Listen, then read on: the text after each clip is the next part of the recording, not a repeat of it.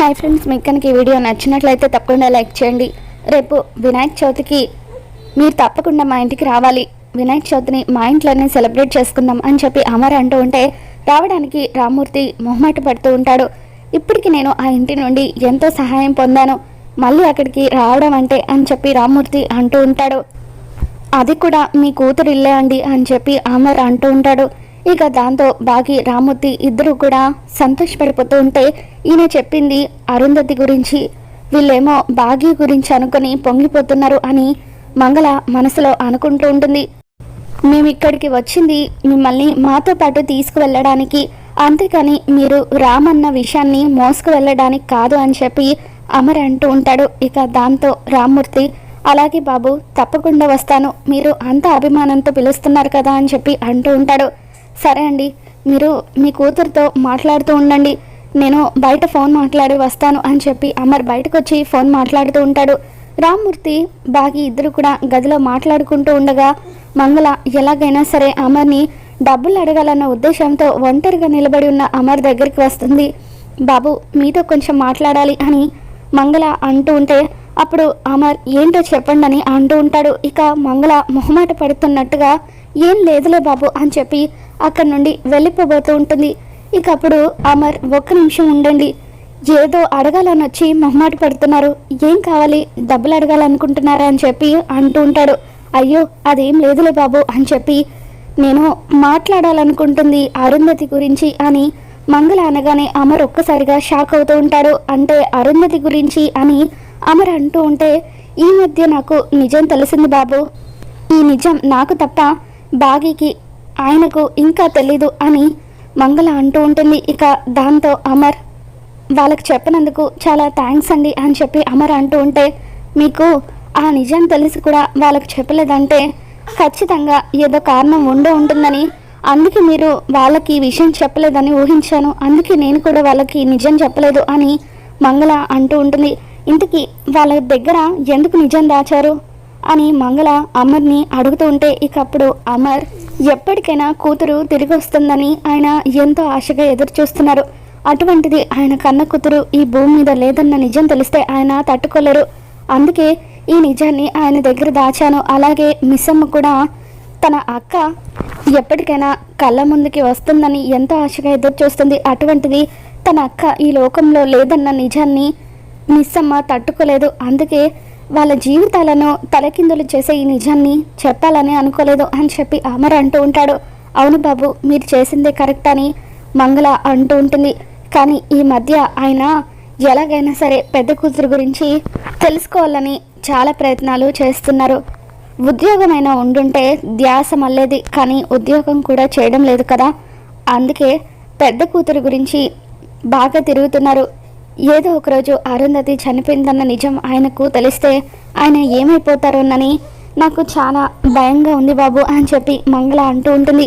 అందుకే నా దగ్గర ఒక ఆలోచన ఉంది, ఒక మంచి బిజినెస్ పెట్టిస్తే అప్పుడు ఆ బిజినెస్లో పడి ఆయన కూతురు గురించి అంతగా ఆలోచించారు కదా, ఒక 10 లక్షలుంటే ఏర్పాటు చేయండి బాబు, బిజినెస్ పెట్టుకుంటాము, బిజినెస్లో లాభం వచ్చిన తర్వాత మీ డబ్బులు మీకు తిరిగి ఇచ్చేస్తాము, ఒకవేళ బిజినెస్ అయితే ఒకరి కింద పని చేసేది ఉండదు, ఎప్పుడు కావాలంటే అప్పుడు దర్జాగా రెస్ట్ తీసుకోవచ్చు అని మంగళ అంటూ ఉంటే అలాగే అండి, మీకు కావాల్సిన 10 లక్షలు అరేంజ్ చేస్తాను అని అమర్ అంటూ ఉంటాడు. ఇక ఇంతలో బాగి రామ్మూర్తి ఇద్దరు కూడా అక్కడికి వస్తూ ఉంటారు.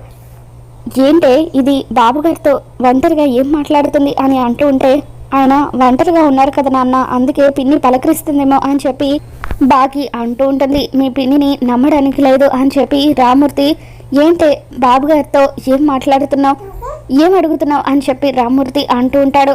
ఏం లేదులేండి, సరే ఇక మేము బయలుదేరుతాం అని చెప్పి అమర్ బాగిని తీసుకొని అక్కడి నుండి వెళ్ళిపోతాడు. ఇక ఆ తర్వాత రామ్మూర్తి మంగళ ఇద్దరు కూడా ఇంట్లోకి వస్తారు.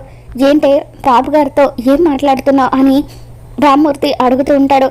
ఏం లేదు అని మంగళ అంటూ ఉంటుంది. కొంపదీసి బాబుగారిని డబ్బులు కానీ అడిగావా అని రామ్మూర్తి అంటూ ఉంటే అదేం లేదు, నీ పెద్ద కూతురు గురించి అడిగాను, నీ పెద్ద కూతురు గురించి ఆయనకి ఏదైనా వివరాలు తెలిసాయో లేదోనని అడుగుతున్నాను అని చెప్పి మంగళ అంటూ ఉంటుంది.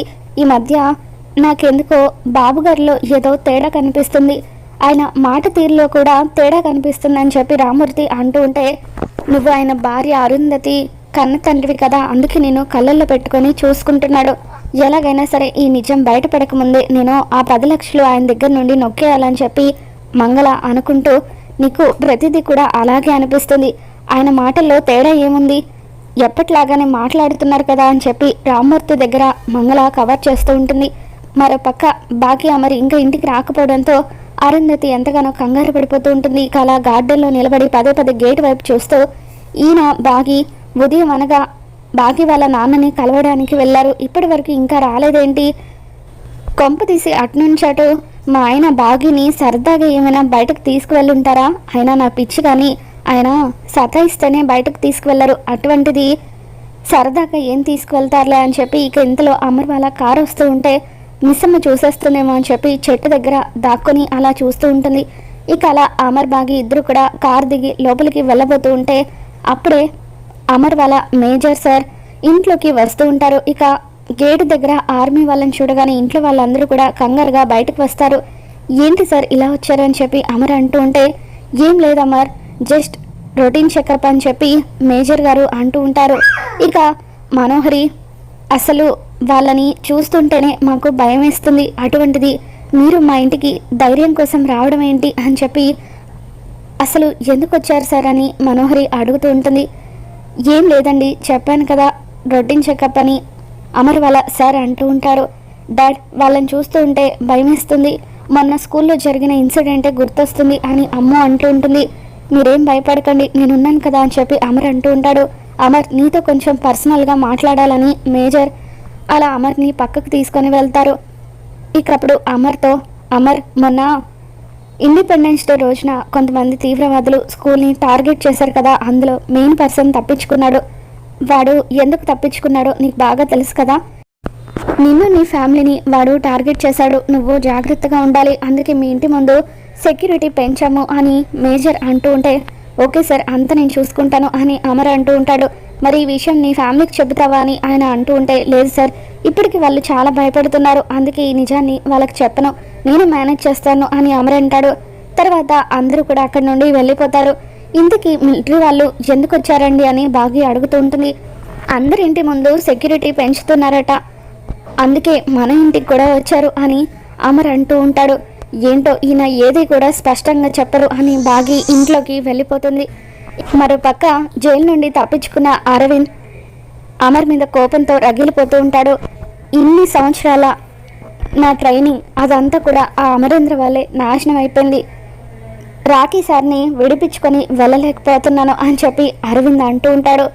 ఇక దాంతో అక్కడున్న వ్యక్తి, ఇప్పటికైనా ఇండియన్ ఆర్మీ పవర్ అంటే ఏంటో తెలిసింది కదా బాయ్, ఇంకా ఎందుకు నువ్వు నీ ప్రయత్నాలు చేస్తున్నావో, ఈ దేశం నుండి తప్పించుకొని వెళ్ళిపో, అలా అయినా ప్రాణాలతో ఉంటావు అని అతను అంటూ ఉంటే, లేదు, నేను ఆ అమర్ని చంపైనా సరే నేను అనుకున్నది సాధిస్తాను, జైల్లో ఉన్న నా తమ్ముడిని రాకీ సార్ని విడిపించుకొని వెళ్ళిపోతాను, రేపు ఆ అమరేంద్ర ఇంట్లో జరగబోయేది వినాయక చవితి కాదు, దీపావళి, వాడు ఎంతో ఇష్టపడి కట్టుకున్న ఆ ఇంటిని కూల్చేస్తాను అని చెప్పి అరవింద్ అంటూ ఉంటాడు.